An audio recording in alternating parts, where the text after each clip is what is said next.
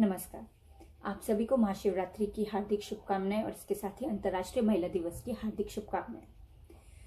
प्राचीन समय से हमारे त्योहार हमें कोई ना कोई शिक्षा देते हैं जिन्हें हम अपने जीवन में अपना सकें और अपने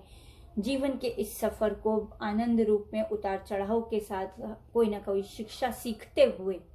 कोई ना कोई चीज सीखते हुए, उसके अनुभव को प्राप्त करते हुए अपने लक्ष्य तक पहुंच सके। क्योंकि कहते हैं अक्सर जरूरी नहीं है मंजिल पर पहुंचने पर आपको वो सभी खुशियां मिल सकें जो आपको शायद उस सफर में उतार चढ़ाव में अनुभवों से मिल सकती है। आज महाशिवरात्रि का पावन अवसर है और शिव जी और पार्वती जी इसके सबसे बड़े, मेरे अनुसार हमारे लिए, हमारे समाज में एक उत्तम उदाहरण है कि कोई भी पुरुष और कोई भी स्त्री अपने आप में पूर्ण नहीं होते।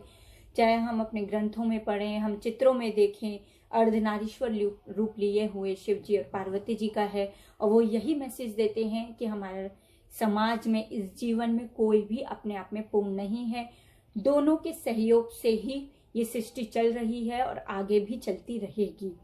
हमें ये कभी नहीं भूलना चाहिए कि अगर मैं स्त्री हूं या कोई पुरुष है तो वो अपने आप में सभी कार्यों में पूर्ण होगा।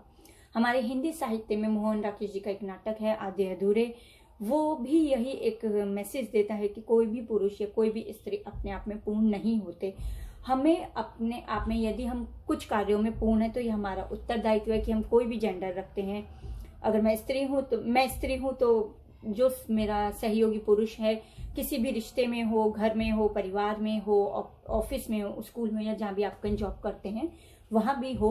तो मेरा ये उत्तरदायित्व है कि अगर मैं किसी कार्य में पूर्ण हूँ तो उस कार्य में यदि वह पूर्ण नहीं है तो मैं उसे सिखा सकूं, उसको वो ज्ञान दे सकूं जिससे वो अपना जीवन सुचारू रूप से और आनंद पूर्वक चला सके।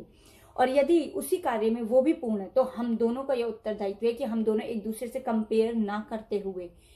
उस कार्य को सफलतापूर्वक एक साथ पूरा करें बिना किसी ताने को सुनाए हुए। क्योंकि हमारे समाज में ये चीजें बहुत ज्यादा प्रचलित हैं कि ताना दिया जाता है, चाहे पुरुष वर्ग से हो चाहे स्त्री वर्ग से, स्त्री को ही दिया जाए। साथ ही मैं इसके ये कहना चाहूंगी कि अगर कोई भी वर्ग हो, पुरुष हो या स्त्री हो, किसी कार्य को करने में सक्षम नहीं है तो ये उत्तरदायित्व एक उस जेंडर का जो अपने उस कार्य में सक्षम है उसका ये उत्तरदायित्व है कि वो उसको किसी न किसी रूप में शांत रहकर, मौन होकर उस कार्य को करवाए, ताकि जो सीख रहा है, जो उस कार्य में सक्षम नहीं है, वो उस चीज को जब करते हुए देखेगा तो वो उसके अनुभवों से अगली बार, अगले प्रयासों को वो करेगा तो वो उसे वो शिक्षा याद आएगी कि उस व्यक्ति के साथ मैंने ये कार्य करा और ये कार्य इस तरीके से किया जा सकता है। क्योंकि अक्सर हम ये सोचते हैं कि सामने वाला इस कार्य में सक्षम नहीं है तो उसे सुनाकर, उसे ताने देकर वो चीज सिखाई जाती है, जो कि बिल्कुल गलत है। क्योंकि उस स्थान पर आप कभी कभी अपने आप को रख के देखिए कि अगर वो कार्य आपको नहीं आता होता तो वही व्यक्ति जिसे आज आप ताने दे रहे हैं या आप सुनाकर शिक्षा दे रहे हैं, वही चीज वो आपके साथ करता तो वो आपको कैसा लगता। तो मेरी आप सभी से यही रिक्वेस्ट है, इस समाज से, इस घर परिवार में रहने वाले लोगों से, विभिन्न प्रकार के रिश्ते जो बंधे हुए होते हैं उन सब से, कि सर्वप्रथम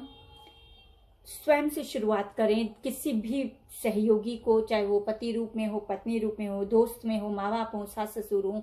या ऑफिस कलीग्स हो या जिस भी रिश्ते में आप बंधे हो, स्वयं सम्मान देना सीखिए। क्योंकि जब तक आप स्वयं सम्मान नहीं देंगे कोई तीसरा व्यक्ति कभी भी सम्मान नहीं देगा। किसी भी रिश्ते में हो आप, चाहे वो पुरुष का उत्तरदायित्व कि स्त्री को सम्मान दे और उसके बाद अन्य से उम्मीद करे, या स्त्री हो इसके स्थान पर कि वो स्वयं सम्मान दे अपने उस पुरुष वर्ग को जिस भी वो रिश्ते में बंधा है और उसके बाद अन्य से उम्मीद करे, आकांक्षा करे। इसी के साथ मैं आपको नए विषय पर एक नई वीडियो में मिलूंगी। तब तक के लिए मेरे नमस्कार और यही रिक्वेस्ट है कि अपने जीवन में शिव जी और पार्वती जी के उस रूप को, इस चित्र को कभी भी मत भूलिए कि अर्धनारीश्वर का अर्थ है कि आधा नर आधा नारी का रूप लिए हुए वो साक्षात परमेश्वर, जो हमें ये ज्ञान देते हैं कि कोई भी अपने आप में पूर्ण ना होते हुए जब दोनों एक साथ, दोनों की ऊर्जा किसी कार्य में एक साथ लगती है तो वो कार्य बहुत सकारात्मक रूप में सफलता को प्राप्त कर सकता है। इसी के साथ हम दोबारा मिलेंगे, तब तक के लिए नमस्कार।